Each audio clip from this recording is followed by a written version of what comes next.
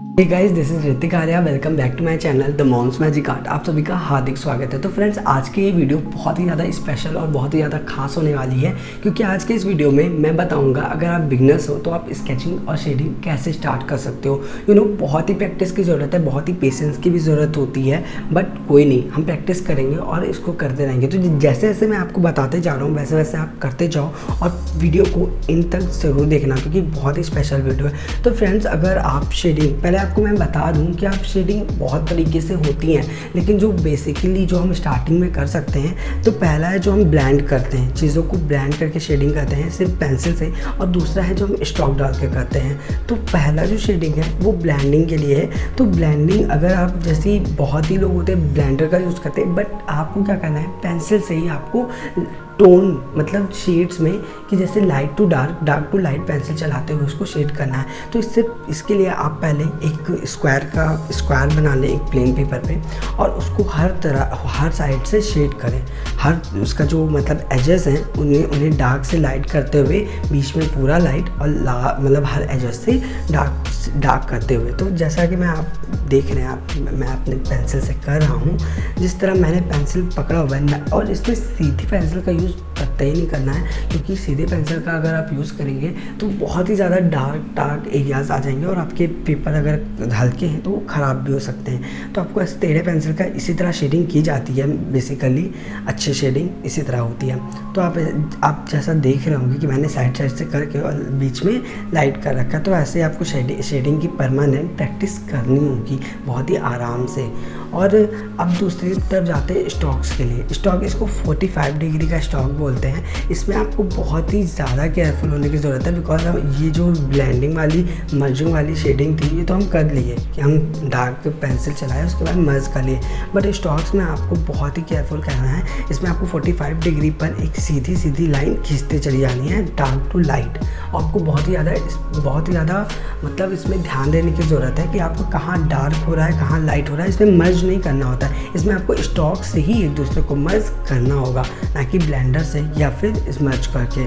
और फिर क्या कहते हैं, हाँ, इसमें एक और बात कि आपको जो स्टॉक डालनी है वो सीधी डालनी है। हालांकि इस वीडियो में मेरे से भी बहुत सीधी नहीं पड़ पा रही, बिकॉज मैं बहुत जल्दी बनाने की कोशिश कर रहा हूँ, तो मेरी बहुत अच्छी प्रैक्टिस नहीं है, बट हाँ, मैं कर सकता हूँ, मैं कर रहा हूँ। ओके, तो बहुत ही सीधी 45 डिग्री पर हर एजेस से, अकॉर्डिंग टू योर स्केच। अभी तो आप बिगिनर हो, तो आप यही करो कि प्लीज़ एक पेपर लो, उस पर 4 ऐसे स्क्वायर बनाओ, या फिर सादे पेपर पे स्टॉक्स ऐसे डालो, लाइन खींचो, लाइन सीधी लाइन, हॉरिजॉन्टल, हर तरह की लाइनिंग की प्रैक्टिस करो। ये बहुत ही ज़्यादा इंपॉर्टेंट है, क्योंकि आपको तो पता होगा ही कि डिज़ाइन का सबसे यूनिक चीज़ जो है, जो बेसिक चीज़ है, वो है लाइन। अगर आप लाइन खींचना जान गए तो आपने समझो स्टार्टिंग कर दी अपने स्केचिंग की और ड्राइंग की। ओके, सो बहुत इंपॉर्टेंट है। तो आपको लाइन खींचना है, बहुत ही क्लियर लाइन, हर तरह का लाइन। आपको हॉरिजॉन्टल खींचना है, आपको वर्टिकल खींचना है, आपको वो एंगुलर खींचना है, आपको डायगोनल खींचना है। हर तरह का लाइन आपको यूज़ करना है अपने मतलब इसमें आर्ट में, स्टार्टिंग में, अगर आप बिगनर हो तो फ्रेंड्स, ये जो मर्ज वाला जो मैंने बनाया है, ये मर्ज करके, तो उसका यूज़ आपको बेसिकली पड़ेगा अगर आप जेईई का पेपर दे रहे हो, या फिर आप नाटा का पेपर दे रहे हो। अगर आप आर्किटेक्चर स्टूडेंट हो तो उसमें पड़ेगा, लेकिन ये जो स्टॉक्स वाले वर्क हैं वो आपको बीएफए, अगर आप फाइन आर्ट्स के लिए एंट्रेंस की तैयारी कर रहे हो, जैसे बीएचयू, डीयू, ऐसे बड़ी यूनिवर्सिटीज़ की एंट्रेंस की तैयारी करो, तो आपको स्टॉक्स में वर्क करना पड़ेगा। यही स्टिल लाइफ में आता है वहाँ पे। ओके, और अगर आप जेईई या नाटा की तैयारी कर रहे हो, तो आपका ये जो लेफ्ट वाला है, यानी मर्ज वाला पेंसिल से, बहुत ही सही है। अगर आप उसकी प्रैक्टिस करते रहोगे तो आप काफ़ी ज़्यादा इम्प्रूव कर जाओगे। ओके, सो अब हम बात करते हैं कि मतलब अब ये हो गया एक स्क्वायर पे शेडिंग। ओके, कि हम एक स्क्वायर पे 2D फॉर्म में किए। अब हम जाते हैं 3D फॉर्म में। ठीक है, तो 3D फॉर्म में जो हम बेसिक चीज़ लेते हैं, अगर हम 3D फॉर्म में कोई स्केचिंग करना स्टार्ट करें, 3D फॉर्म से हम स्टार्टिंग करते हैं। बेसिकली अगर हम कोई भी, जैसे अब हमको जग बनाना है, तो वो भी 3D पॉइंट में ही बनेगा। ओके, हमको कोई डब्बा बनाना है, या फिर हमको कोई ऐसा 3D ऑब्जेक्ट बनाना है, तो वो 3D फॉर्म में बनेगा। तो उसके लिए आपको 3D, अगर आप 3D के लिए देख रहे हो, स्टिल लाइफ में 3D का बहुत बड़ा रोल है। तो अगर आप 3D की तरफ जा रहे हो, तो 3D के लिए प्लीज़ सबसे बेसिक एलिमेंट जो हैं वो हैं आपके ये जो ज्योमेट्रिकल शेप्स होते हैं। ये बहुत ही ज़्यादा इंपॉर्टेंट है फ्रेंड्स। अगर आप 2D के लिए कर रहे हो तो 2D, और अगर 3D के लिए देख रहे हो तो 3D के पहले ज्योमेट्रिकल शेप्स पे वर्क करो, उसके बाद आप किसी और चीज़ पर जाओ। अगर आप बिगिनर हो तो फिर आपको क्या करना है, आपको एक लेना है क्यूब को हर तरह से, क्यूब के हर एजेस पे आपको डार्क टू लाइट जैसे मैंने कर रखा है, उससे आपको बहुत ही हल्के हाथों से, मतलब जहाँ पे नीड हो डार्क की, जहाँ पे नीड हो लाइट की, यू नो व्हाट, मैंने एक ही पेंसिल के शेड का, मतलब 2B पेंसिल से ये सब मैं कर रहा हूँ, मैंने और किसी पेंसिल का यूज़ नहीं किया है फ़िलहाल, क्योंकि मतलब सीखने के लिए ये काफ़ी है, आप एक पेंसिल से सीख सकते हैं। क्योंकि आपको ना बस ये आना चाहिए कि कहाँ डार्क हो रहा है और कहाँ उसको मर्ज करते हुए लाइट पे लेके आए, क्योंकि हम यही हमसे नहीं हो पाता है, हम मर्ज नहीं कर पाते हैं। हम एक ही साइड एक ही चीज़ को मतलब बार बार करते हैं, मतलब यानी अगर हम लाइट कर रहे हैं तो लाइट करेंगे, अगर हम डार्क कर रहे हैं तो हम डार्क करेंगे, लेकिन यहाँ पे आपको मर्ज करना है, बहुत ज़्यादा इंपॉर्टेंट है। आपको आपकी क्रिएटिविटी को और ज़्यादा इन्हेंस करेगा, और आपका अगर आपके वर्क्स अच्छे होंगे तो आपको ऑब्वियसली बात है नंबर अच्छे मिल ही जाएंगे। क्रिएटिव सीखने में मुझे भी बहुत ज़्यादा टाइम लग गया था, मतलब आता तो मुझे था, मतलब मैं मन बहुत करता था, लेकिन मुझे ये सारी चीज़ें नहीं आती थी जो मैंने बाद में सीखी हैं। तो मैं नहीं चाहता कि आप स्टार्टिंग में ये सब चीज़ें ना जानो, ये सब बहुत इंपॉर्टेंट चीज़ें हैं, तो प्लीज़ आप इन सब बातों का बहुत ही ध्यान दो। तो मतलब क्यूब में आपको ये चीज़ ध्यान रखना है क्यूब में, कि क्यूब जैसे आपका कोई अब जैसे 2D है तो 2D में तो कोई नहीं है, किसी दीवार पे लगा हुआ है या कुछ भी, लेकिन अगर आपका 3D है तो 3D में आपका क्या होता है कि आपका 3D में हर तरह का चीज़ आता है। एक तो तीनों डायमेंशन आते हैं, और सबसे बड़ी बात इफ़ेक्ट आता है, लाइट का इफेक्ट। ओके, लाइट का इफेक्ट, नीचे डार्क एरिया, लाइट एरिया, हर तरह की चीज़ें आपको देखने को मिलती है। तो अगर 3D फॉर्म में आप यूज़ कर रहे हो तो आपको लाइट का इफेक्ट भी जानना बहुत ज़रूरी है। जैसे इसमें मैंने क्या किया है, इसमें मैंने ऊपर से लाइट को डाल दिया। फिलहाल मैं इसमें शैडो नहीं बनाऊंगा अभी, लेकिन ऊपर से मैंने लाइट डाली है। तो इसका अगर आप ऑब्जर्व करो चीज़ों को, ठीक है, अगर आप ऊपर से लाइट अगर पड़ रही है इस पर, तो ऑब्वियसली बात है इसका सामने का पार्ट, मतलब जो सामने की का चीज़ है और साइड का चीज़ है, फ्रंट एलिवेशन और साइड एलिवेशन आपका डार्क हो जाएगा। और अगर आप ऊपर से लाइट पड़े तो ऑब्वियसली बात है ऊपर लाइट रहेगा। तो दैट्स वाई मैंने अगल बगल मतलब साइड को और फ्रंट को बहुत ही ज़्यादा डार्क, एक्सट्रीम डार्क कर रखा है, और मैं ऊपर को बिल्कुल प्लेन छोड़ूंगा, बहुत ही हल्का हल्की शेडिंग करूँगा। तो फ्रेंड प्लीज़ ऐसे ही आपको प्रैक्टिस करनी है।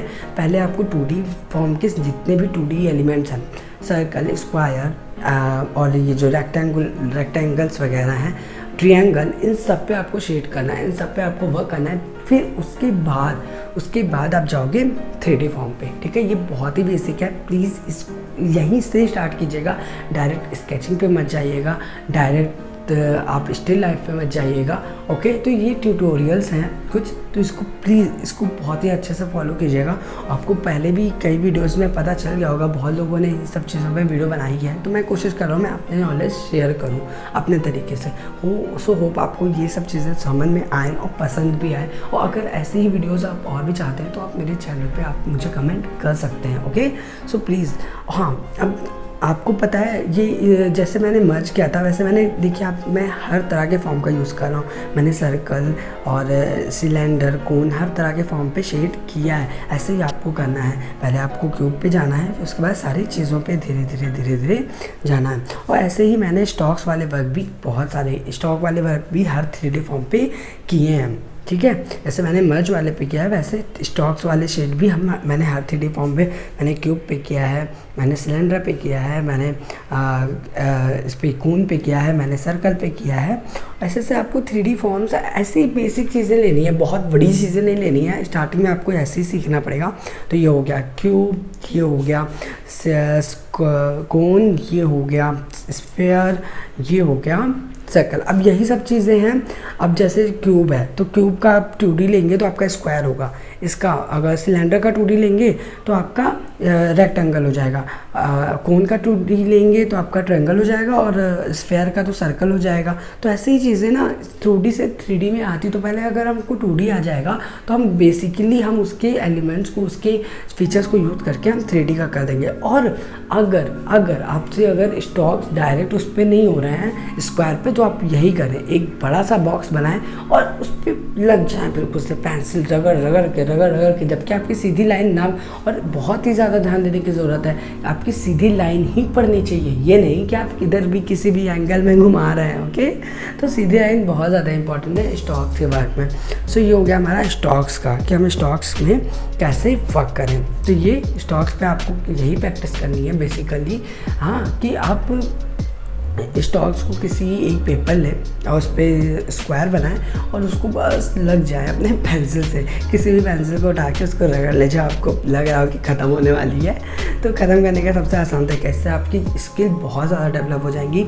विश्वास मानिए, शुरू में थोड़ा करने में अजीब लगता है कि यार रहने दो, बोर हो जाते हैं, लेकिन सच्ची बताऊं तो ये सब चीज़ें बहुत काम आती है। शुरू में आप बोर हो जाओगे, लेकिन बाद में आपको ये सब चीज़ें बहुत सही लगेंगी, बहुत ज़्यादा, क्योंकि ये सब चीज़ ना दिखती नहीं है। अब आपको शेडिंग दिख रहा है, अगर कोई स्केच बना रहा है तो आपको दिख रहा है, लेकिन ये सब चीज़ें ना दिखती नहीं है। ये सब चीज़ें हमारी प्रैक्टिस में आ जाती हैं, हमें पता नहीं चलता है, लेकिन बहुत इंपॉर्टेंट है। मैंने भी गलती की थी, सो प्लीज़ आप गलती मत कीजिएगा। छोटे बड़े हर तरह के स्टॉक्स पे आप वर्क कीजिएगा। सो अब आगे बढ़ते हैं और अपने वीडियो को बहुत ही और ज़्यादा मैं और भी कुछ सिखाऊंगा जो आपके बहुत ही ज़्यादा काम आने वाली है। तो अब हम बात करेंगे कि जैसे अगर बहुत से स्टूडेंट्स होते हैं, बहुत से क्या, मैं अपनी बात करता हूँ, मुझे शेडिंग में बहुत दिक्कत आई थी कि मैं डार्क टू लाइट कैसे करूँ। जैसे मर्ज करना तो ठीक है, बट डार्क टू लाइट उसी पेंसिल से सेम फ्लो पे आना बहुत ही मुश्किल है। तो इसके लिए आप क्या करें, एक रेक्टेंगल लें, ठीक है। जैसा कि मैं आपको रेक्टेंगल बता रहा हूँ, यह आइडिया आपको बहुत सारे वीडियोस में मिल जाएगा और बहुत ही स्मार्ट वर्क है, बहुत ही ज़्यादा अपने हमारे प्रैक्टिस को बहुत ही ज़्यादा इन्हेंस करता है, बहुत ही ज़्यादा इम्प्रूव कर देता है, ये बहुत ही अच्छा है। तो प्लीज़ ये वाला तो बहुत ही ट्राई कीजिएगा, बहुत ही मैं कहते नहीं थकूँगा, वेरी इंपॉर्टेंट है, क्योंकि ये मैंने एक्सपीरियंस किया है। मैं भी बिगनर था, कभी मैं भी 1-2 साल पहले मुझे भी कुछ नहीं आता था, बट अभी मुझे काफ़ी कुछ मैंने सीख लिया है, धीरे धीरे वर्क कर रहा हूँ। तो इस रेक्टेंगल को आपको 8 भागों में, मतलब 8 पार्ट्स में डिवाइड करना है। ओके, 8 भागों में आपको इसमें बांटना है। फिर उसके बाद आपको क्या करना है, अपनी पेंसिल को इस तरह से, मतलब अपनी पेंसिल को हर एक पार्ट में, जैसे आपको डार्क से स्टार्ट करके एक एक पार्ट को आपको फिल करना है, डार्क, फिर उससे कम, फिर उससे कम, फिर उससे कम, ऐसे करते करते आपको एक बॉक्स में सबसे कम करके जाना है। तो जैसा आप मेरे वीडियो में भी देखेंगे कि मैं जैसे कर रहा हूँ, प्लीज़ वैसे ही प्रैक्टिस करना। ये बहुत ही इंपॉर्टेंट ट्रिक है, बहुत ही ज़्यादा स्मार्ट वर्क भी है।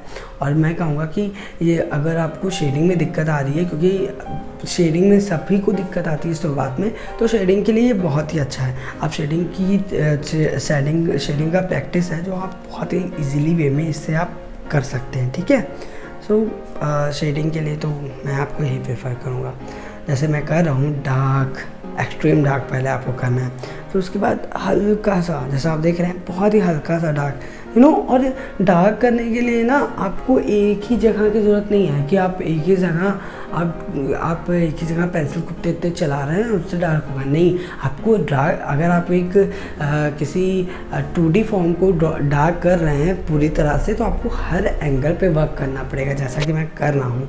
मतलब आपको हॉरिजॉन्टल पेंसिल भी चलानी होगी और आपको वर्टिकल पेंसिल भी चलानी होगी, तब आपका जाके वो डार्क होगा। लाइट वाले में ऐसा सिनेरियो नहीं है। लाइट वाले में तो आप वर्टिकली अगर आप कर रहे हैं तो आप आराम से कर सकते हैं, बट अगर आपको एक्सट्रीम डार्क करना है तो आपको दोनों तरह से पेंसिल चलाना पड़ेगा, जैसा मैं चला रहा हूँ, ठीक है। तो अब डार्क हो गया, अब उससे लाइट हो गया, उससे लाइट हो गया, ऐसे करते करते करते करते आपको हर तरह का टोन बनाना है। फ्रेंड्स, मैं बिल्कुल भी स्किप नहीं कर रहा हूँ अपने वीडियोस में किसी भी क्लिप को, क्योंकि मुझे पता है कि कितना ज़्यादा इंपॉर्टेंट है। और प्लीज़ हो सके तो आप भी स्किप मत कीजिएगा, चीज़ों को देखिएगा, ऑब्जर्व कीजिएगा।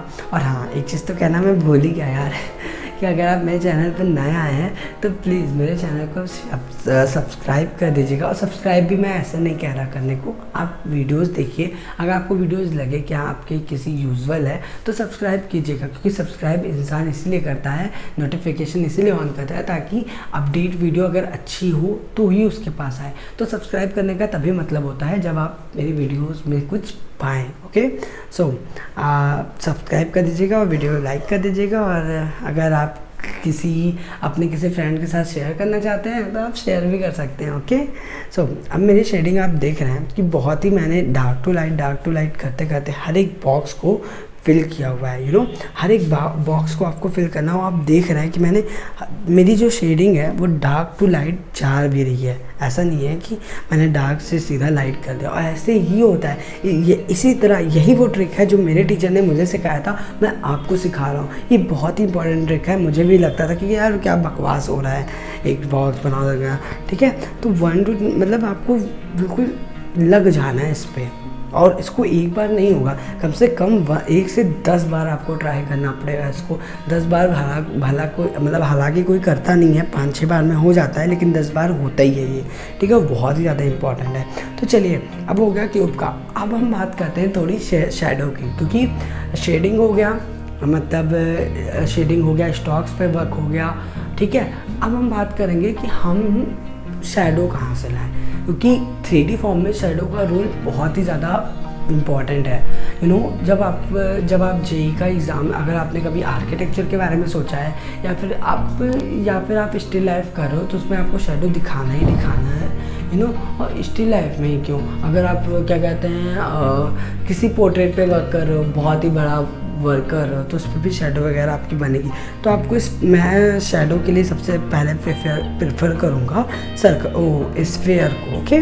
तो स्फेयर आपको एक सर्कल बनाना है, और सर्कल स्फेयर तब दिखता है जब आप उसके फॉर्म में उसको शेड करते हो। सर्कल स्फेयर अगर आप ड्रॉ करोगे केवल आउटलाइन, तो वो सर्कल की तरह दिखेगा, और बाकी उसका काम कर देता है शेडिंग। तो शेडिंग आपको ऐसे ही करनी है, मतलब जैसे ओवल है, गोल है, तो आपको उसी के अकॉर्डिंग अपने पेंसिल को चलाना है। आप वीडियो को बहुत ही केयरफुल देखिए, जैसे मैं पेंसिल चला रहा हूँ वैसे ही आपको पेंसिल चलाना है। अब देखिए, अभी तक ये था सर्कल, बट अभी आपको वो दिख रहा होगा कि वो बिल्कुल उभर के आ रहा है, वो क्या है, स्फेयर है, और मैंने जो लाइट का मीडियम है वो इधर से लिया है। आप देख रहे होंगे लेफ्ट में मैंने एरो बनाया है, वो लाइट इफेक्ट हो गया। तो लाइट जहाँ पड़ेगी वो एरिया बहुत ही लाइट होगा, एक्सट्रीम लाइट होगा, और जहाँ डार्क होगा वहाँ डार्क होगा। तो लाइट से फिर आपके शेडो जो हैं वो कुछ इस तरह से पड़ेंगे, ठीक है। मैंने शैडो थोड़ी छोटी बनाई है, बिकॉज जल्दी करना है तो थोड़ी छोटी बनाई है, लेकिन आपको क्या करना है, जो ऊपर और नीचे के एजेस हैं उनसे लाइट का जो मीडियम है, जैसे बल्ब लगा हुआ है, तो बल्ब से आपको उस एज को मेज़र करके फिर उसको एक साथ मिलाना है। जहाँ पे वो मिलेगी वही उसका पॉइंट होगा शैडो का, तो आपको वहीं शैडो ड्रॉ करना है। तो और शैडो भी ना, शैडो के लिए देखिए मैंने इसमें शैडो भी बहुत डिफरेंट टाइप की होती है। डिफरेंट मटेरियल के लिए आप डिफरेंट शैडो का यूज़ करते हैं। जैसे कि अगर मैं लूँ जैसे ग्लास का है, तो ग्लास पे आपको क्या करना है, आपको बहुत ही लाइट शैडो पड़ेगी, ओके। वहीं आपको अगर स्टील का, या फिर आपको वो किसी लकड़ी का, या फिर अर्दन पॉट का, ठीक है, इन सब का चाहिए, तो उसके लिए आपको बहुत ही डार्क शैडो चाहिए होगी। और शैडो मतलब वो भी लाइट के मीडियम पे भी वो बहुत ही करता है। जैसे आप कैंडल जलाए हैं तो कैंडल की शैडो अलग होगी, और अगर आप बल्ब लगाए हैं तो उसकी शैडो अलग होगी। और ऐसे ही अगर आप किसी अपने फ़ोन को जला के उस पर इफेक्ट डाल रहे हैं लाइट का, तो उसकी शैडो अलग होगी। अब मैं स्टार्ट कर रहा हूँ कोन का, तो कोन भी कुछ ऐसे ही है, ठीक है। कोन भी बहुत ही इंपॉर्टेंट है। ये सारे बेसिक चीज़ें ना आपको प्रैक्टिस करनी चाहिए। मैं आप जो 4-5 फॉर्म तो मैंने आपको दिखा ही दिए हैं, ठीक है। तो उन्हीं फॉर्म को आपको बार बार प्रैक्टिस में लाना है, और बहुत ही इंपॉर्टेंट फॉर्म्स हैं, ओके। सो अब कोन का भी यही है कि कोन अगर लाइट आ रहा है तो एक साइड से बहुत डार्क होगा, और ऐसे ही। और देखिए आप ना ये इफेक्ट देख रहे होंगे, अगर आप देख पा रहे होंगे तो ये इफेक्ट देख रहे होंगे कि मतलब मैं डार्क से लाइट उसी पेंसिल से मैं करते आ रहा हूँ, वो ज़्यादा काफ़ी इन्हेंस भी हो रही है, और काफ़ी अच्छी लग रही है यार, एक्सट्रीमली, ठीक है। तो ये चीज़ हुआ है ना ऊपर वाले से जो मैंने वो बनाया, चार्ट बनाया है, इससे हो रहा है ये। पता है ये मेरे से पहले नहीं होता था, ये अब हो रहा है क्योंकि मैंने इसकी बहुत अच्छी प्रैक्टिस कर रखी है। ऐसे ही सेम ऐसे ही तरीके से आपको भी प्रैक्टिस करनी है, ठीक है। तो आपका जैसे आप प्रैक्टिस करोगे तो आप पेंसिल से डार्क टू लाइट ले आओगे। और ये सारी चीज़ें मैं 2B से ही ट्राई कर रहा हूँ। ये सब मैंने ना 10B का यूज़ किया है, ना इसमें 4B या किसी और सेट का यूज़ किया। मैंने 2B से ही सब कुछ ड्रॉ किया है। 2B से आपको डार्क टू लाइट अपने हाथ को सेट करना है। आप कितना ज़्यादा डार्क कर सकते हो, कितना ज़्यादा लाइट कर सकते हो। अब शैडो की बारी, तो अब जैसे अब सर्कल स्फेयर का शैडो जो है वो ओवल में बनेगा, तो ऐसे ही आपका जो क्या कहते हैं इसका कोन का शैडो है वो आपका ट्रायंगल में बनेगा। और वैसी बात है, सीधी बात भाई, ठीक है। तो इसमें आपको बहुत ही ज़्यादा ध्यान देने की ज़रूरत है कि कैसे आपका वो बन रहा है, ठीक है। मीडियम आपका किस तरह है, ऑब्जेक्ट क्या है और उसका शैडो भी किस तरह है। मैंने शायद इसमें मैं गलत बना रहा हूँ क्या? मैंने शायद थोड़ी गलती कर दी है, बट आप ये गलती मत कीजिएगा। कोन का जो शैडो है वो आपका ऐसे नहीं बनेगा, कोन का शैडो आपका ट्रायंगुलर बनेगा। ओके, सो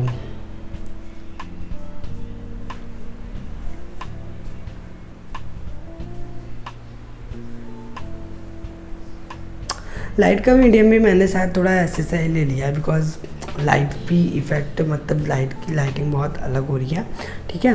तो ये क्या कहते हैं, ये हो गया आपका कोन। प्लीज़ सॉरी फॉर दिस, मैंने वीडियो में ये चीज़ नहीं ध्यान दी, प्लीज़ सॉरी। कि मतलब कोन की जो वो होती है शैडो होती है वो कोन का मतलब थोड़ा सा ट्रायंगुलर फॉर्म में बनती है। ये मैंने थोड़ी सी गलती कर दी, I am really very sorry, ठीक है। अब हम जाएंगे किस पे, अब हम शायद जा रहे हैं क्यूब पे नहीं,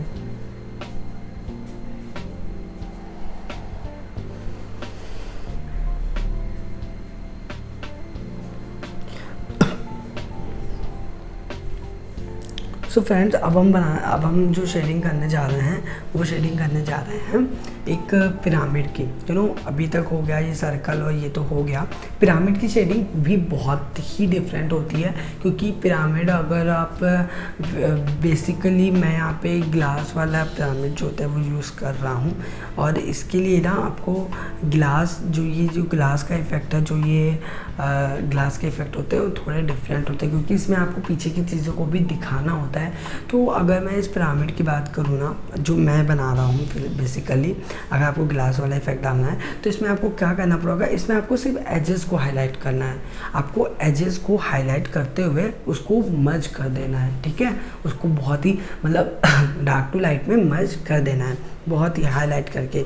एजेस में इस पर बहुत ज़्यादा वर्क करना पड़ता है। बाकी आप बीच में अगर आप हल्का हल्का शेड करके या फिर खाली छोड़ दोगे तो कोई दिक्कत नहीं है, बट इसके जितने भी एजेस हैं, ठीक है, जितने भी ग्लास वाले वर्क होते हैं उसमें एजेस पे ध्यान देना पड़ता है। जैसा कि आप देख रहे हैं कि मैंने एक डार्क लाइन खींची, उसके बाद उसी पेंसिल से उसको मर्ज करते हुए मैं धीरे धीरे उसको ऊपर तक लेके गया, जिससे वो लाइट वाला इफेक्ट भी आ गया और ये जो डार्क वाला तो आ ही गया। और पीछे के भी ऐसे सेम आपको डार्क करना है, और उसके बाद आपको डार्क टू लाइट जाते जाते अपने जो वर्क है उसको डन करना है। ओके, सेम प्लीज़ ऐसे ही कीजिएगा, अपने मन से कुछ भी मत कीजिएगा कि बोर हो रहे हैं, क्योंकि मैं समझ सकता हूँ, मैं भी उसी से गुजरा हूँ।